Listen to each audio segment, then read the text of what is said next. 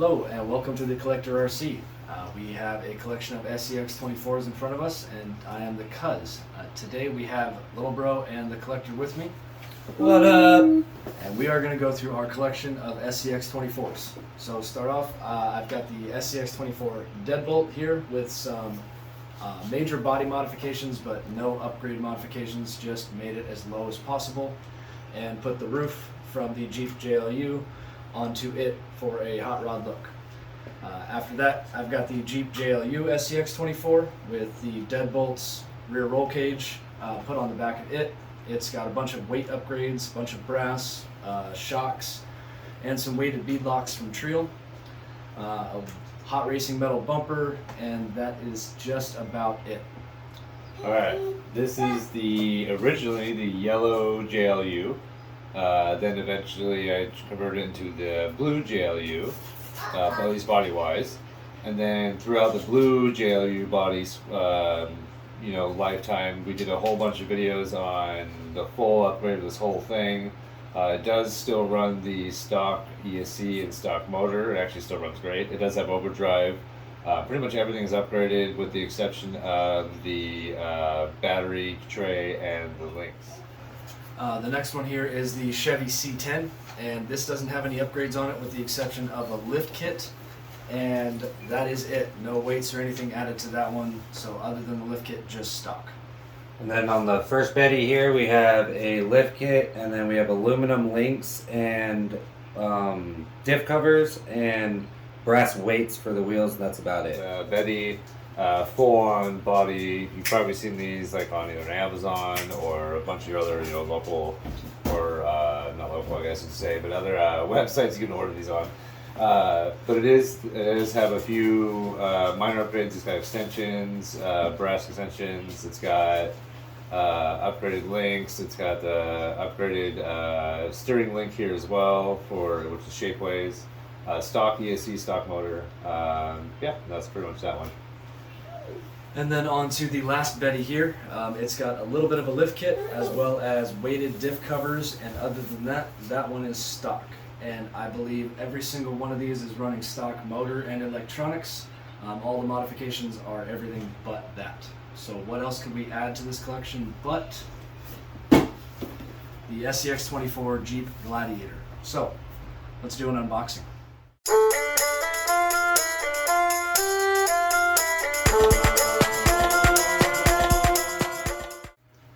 Alright, so let's get into this thing.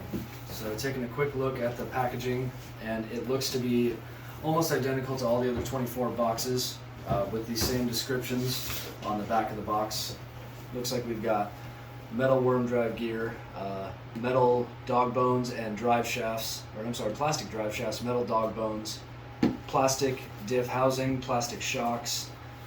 It looks to be the same chassis and link setup as every other 24. With the exception of this is obviously quite a bit bigger. So let's get this box open. How much did you end up paying for that? Oh, that's right. Yeah, it looks like we paid $150 for it before tax, and here in Washington that came out to about $164, $165 after tax. It's like the other ones. We should be able to just grab the top of the box, pull just the truck by itself out. Set the box to the side real quick. It's got some really good scale detail. It looks like there's also a full interior, or at least an interior with a driver. That's one of the things I had seen on some of the information released. I was kind of excited to see in person. The windows are tinted pretty dark, so it is going to be kind of hard to see inside, but that kind of adds to it, so it makes it look like the interior is more full. And we've got some really good back-end accessories with a fake pop-up rooftop tent and some Max Tracks, which, if I remember right, yeah, you can twist the locks on them so you can pull those off and on. You don't need a tool to do it. So let's set this thing off to the side real quick and see what else came in the box. So we've got the included double A's, which is pretty nice. Not many companies do that, so it's pretty cool. Even though they're knockoff brand or whatever, they don't last very long. It's nice to get them in the package so you can play right away. Body mount, because it looks like the front of this does not have a normal style body mount like any of our other cars do, so that's going to be interesting to see how the front of the body is clipped on there. But it comes with looks like the punch hole body mount if you need to set it up that way or put a different body on this. And then after that, we should have the controller. It's just cardboard. Oh, just literally just cardboard. Suction. So we've got the charger here, the computer tower charger, and garbage. Yeah, I would recommend setting that to the side, not using that, and getting yourself an actual RC battery charger. I think most folks who have done this for a little while recommend the same thing. Highly recommended. Yeah, these are known for causing batteries to overheat, overcharge, stuff like that. They don't monitor the charge the right way. They do work for a while, but when they don't, it goes bad. So. Or they just don't work. And now we have the controller, which is different and pretty cool compared to some of the stock ones here. Let's take a look at the difference here. Much more streamlined looking. It's got a fake, what looks to be a fake coating on it. I cannot remember what this is called. Carbon fiber. There we go. Fake carbon fiber on the top and on the grip. For all the buttons, it looks like all the trim points are the same as far as we've got all the same trim options for steering and throttle, but it looks like this is push button. Here's the thing. So, what do you think about it being push button compared to dial? I honestly, without driving yet, I prefer the older style. I wish I had the potentiometer switches and the dials versus the just direct integer changes from the up or down plus minus system on the push buttons, but I haven't driven it yet, so it might not make a big difference, but if it were up to me, I would prefer the older style as far as that goes, but the rest of the controller...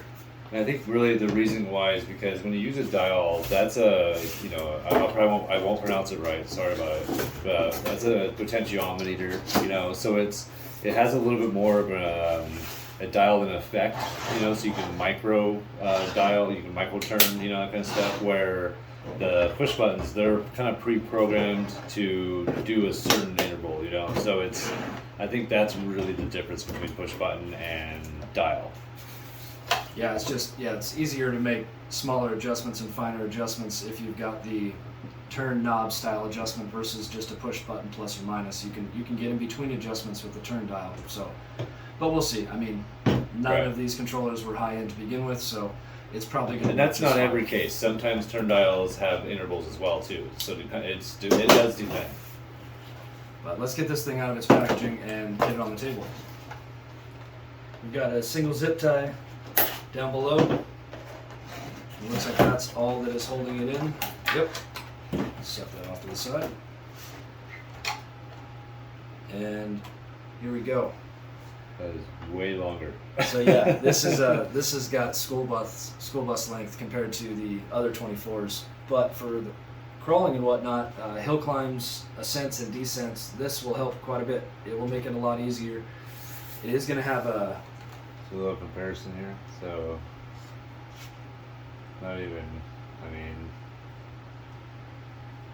stick out. You can see, hopefully, I believe you can see a little bit, yeah. You can see some of the tire here on your side. We've got a 1/4 inch or almost a 1/2 inch of wheelbase length gained on the Gladiator versus the other car's wheelbases.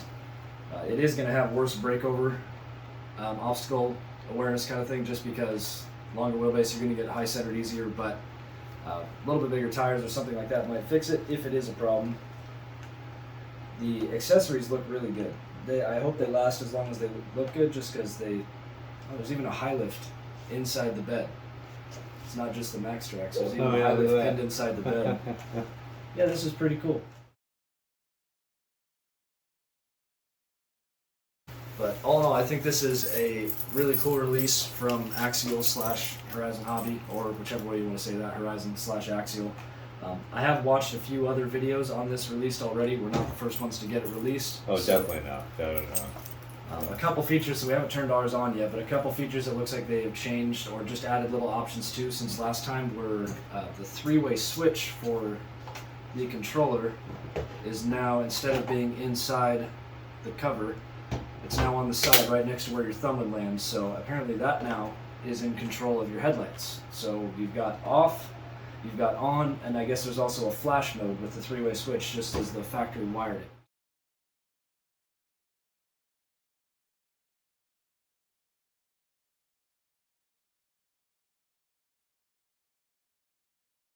Kind of cool that they did that. The technology's already there. It was nice that they did that for us.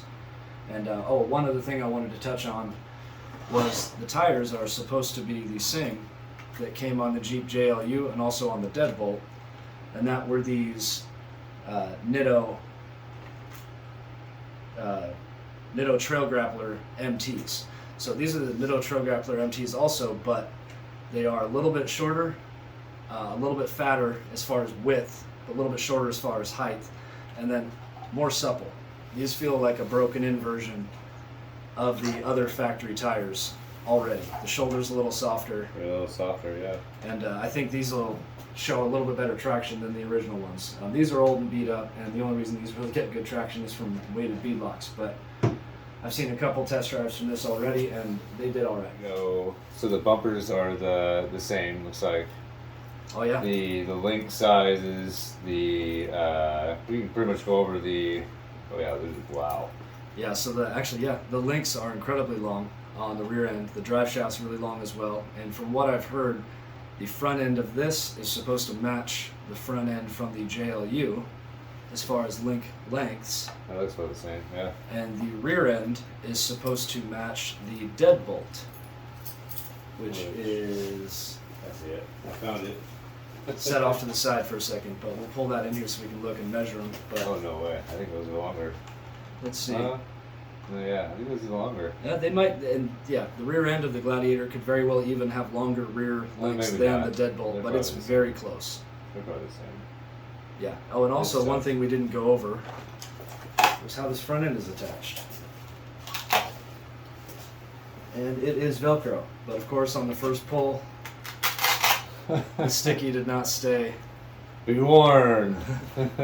I'm sure it'll stay from now on, but of course because we're on camera, it That didn't looks stay. like a different sticker on the ESC there. Yeah, so this is the version 2 or version 3 electronics on these 24s, I guess. These guys have, all the other trucks have version 1 or version 2, I guess, I'm not sure which, but we now have a 1 amp VEC built into the factory ESC, so now we can run lights, maybe an upgraded servo a little easier without the light draw flickering lights. So that's kind of a cool upgrade. We do still have the factory motor though, the original small guy. And that's the servo too. And also, yeah, the servo as well. It is What hinged about on the the rear. battery? Is that the same? That looks like a different battery. No, that's the same as the ones that came in the Bettys. Oh, okay. Yeah. Okay. So it looks like it's relatively the setup the same as the other cars, but we do have a new version of ESC, same version of the motor, same version of the servo, super long wheelbase, pretty cool, licensed, detailed, new body. Is the center here? I can tip it over for you guys. One of the things I want to compare here.